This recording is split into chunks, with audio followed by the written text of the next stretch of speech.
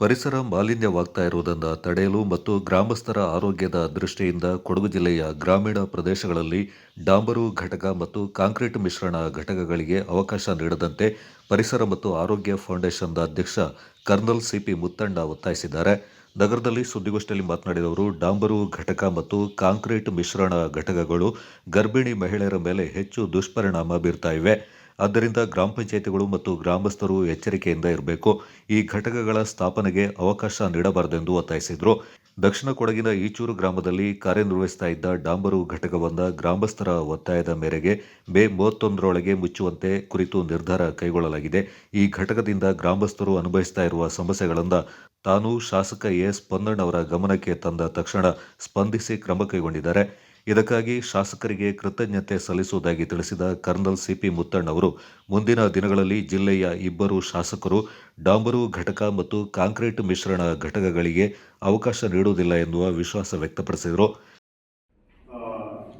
ಈ 3 ಪ್ಲಾಂಟ್ ಇರೋದು ಜಿಲ್ಲೆಯಲ್ಲಿ ಜಾಸ್ತಿ ಇದೆ. ನಮಗೆ ಮಾಹಿತಿ ಪ್ರಕಾರ ಇದು 3 ಪ್ಲಾಂಟ್ ಟಾರ್ ಮತ್ತೆ 1 ಪ್ಲಾಂಟ್ ಸಿಮೆಂಟ್ ಮಿಕ್ಸಿಂಗ್. ಅಲ್ಲಿ ಕುಶಾಲನಗರ ಸೈಡಲ್ಲಿ ಬೇರೆ ಪ್ಲಾಂಟ್ ಅಂತ ನಮಗೆ ಮಾಹಿತಿ ಇಲ್ಲ.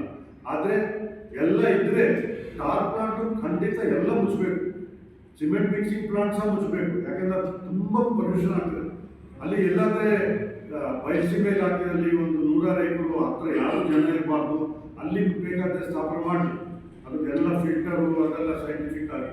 ಇಲ್ಲಿ ಕೊಡಗಿನಲ್ಲಿ ನಮ್ಮ ಇಷ್ಟು ಒಳ್ಳೆ ವಾತಾವರಣ ಬಂದು ಹಾಕ್ಬಿಟ್ಟು ಮತ್ತೆ ಪೊಲ್ಯೂಷನ್ ಕಂಟ್ರೋಲ್ ಬೋರ್ಡ್ ಸರ್ಟಿಫಿಕೇಟ್ ಕೊಟ್ಬಿಡ್ತಾರೆ. ನಿಮಗೆ ಗೊತ್ತುಂಟು ಹೇಗೆ ಕೊಡ್ತಾರೆ ಅಂತ. ನಮಗೆ ಇದು ಬೇಡ. ಮತ್ತೆ ನಾವು ಸುಮ್ಮನೆ ಹೇಳೋದಷ್ಟು, ಅದೇ ಗ್ರಾಮಸ್ಥರು ಗ್ರಾಮ ಪಂಚಾಯತ್ ಅವರು ಜಾಗೃತಿ ಆಗಬೇಕು. ಇದರ ಸುಮ್ಮನೆ ಅಲ್ಲಿ ಏನಾದ್ರೆ ಅವ್ರನ್ನ ಇದು ಮಾಡಿ ಇಲ್ಲಿ ಹಾಕ್ಬಿಡ್ತಾರೆ.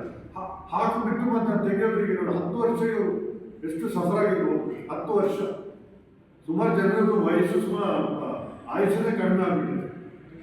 ತುಂಬ ಬಾವಿಯಲ್ಲೆಲ್ಲ ಬೇರೆ ಬೇರೆ ಸ್ವಲ್ಪ ಮಿಸ್ಟೇಕ್ಸ್ ಇರ್ತದೆ. ಕನ್ನಡ ಸ್ವಲ್ಪ ನೀವು ನೋಡಿ ಮಾಡ್ತೀವಿ. So points ಓದ್ತಿಲ್ಲ.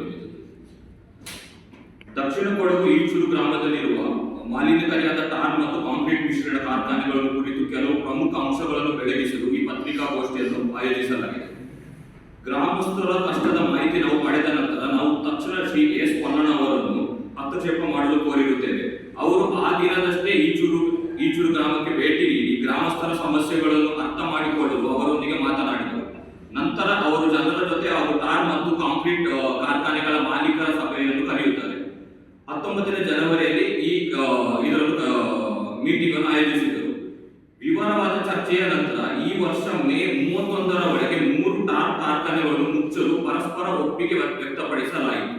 ಆದರೆ ಕಾಂಕ್ರೀಟ್ ಕಾರ್ಖಾನೆ ಮಾಲೀಕರು ಇದು ಮಾಲಿನ್ಯ ಮಾಡದ ಘಟಕವಾಗಿದೆ ಎಂದು ವಾದ ಮಾಡಿದ ಹಿನ್ನೆಲೆಯಲ್ಲಿ ಕಾರ್ಯಾಚರಣೆ ಮುಂದುವರಿಸಲಾಗಿದೆ.